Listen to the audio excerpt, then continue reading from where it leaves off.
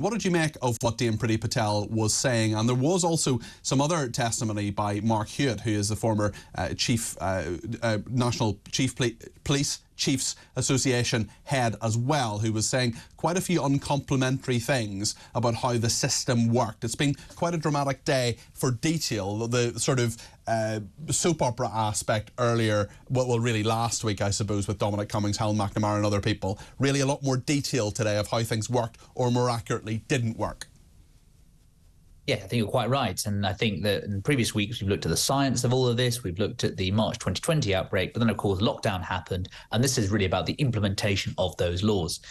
Policing has really been the focus here in Westminster today, partly because elsewhere what Suella Braverman's been saying. But a predecessor in the role, Priti Patel, of course, was in charge throughout 2020 and 2021. And I think it's really striking, some of her comments today talking about how she saw her role as being a friend of the police, a champion of the police, the traditional role perhaps that the Conservatives occupied throughout the 80s and 90s. And so I think that the interpretation of her comments today will be seen through the prism of that Braverman lens.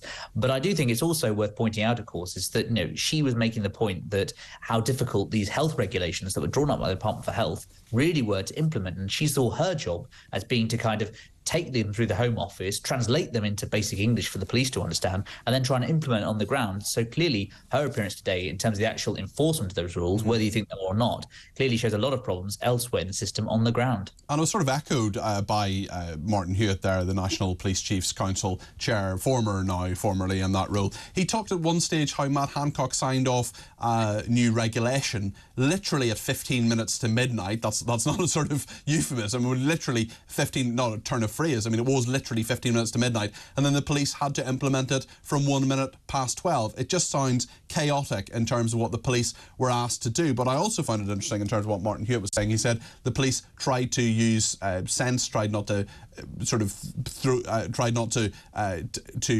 arrest people, and tried not to do too much to them, when actually a lot of those rules were implemented in many people are arguing, a pretty heavy-handed way during lockdown. Well, yes, and this is the whole danger about policing on the hoof, effectively, was that the regulations were changing so fast. The police didn't know what to do, and they thought better to be safe than sorry.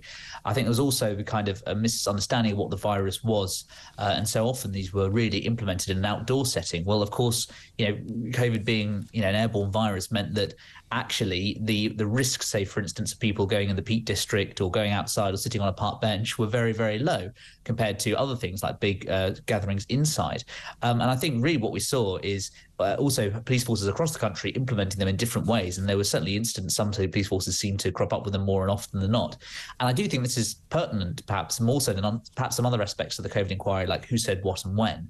This is pertinent because I think in the past 2-3 years, we have still seen a bit of a hangover from that period in terms of the police not know these questions around operational policing being in doubt. And of course, one big thing that looms large over this is the policing of that Sarah Everard vigil. Yes. And that was some of the COVID restrictions. And again, feeding into what Suella Braverman is saying about policing not being even-handed and not being, anti-lockdown protesters, for example, often being treated in a very different way to other protesters, for example, pro-Palestinian protesters. So it's interesting, even though Suella Braverman and Priti Patel absolutely hate each other, they're actually slightly singing from the same hymn sheet in terms of some of the operational things that the police did.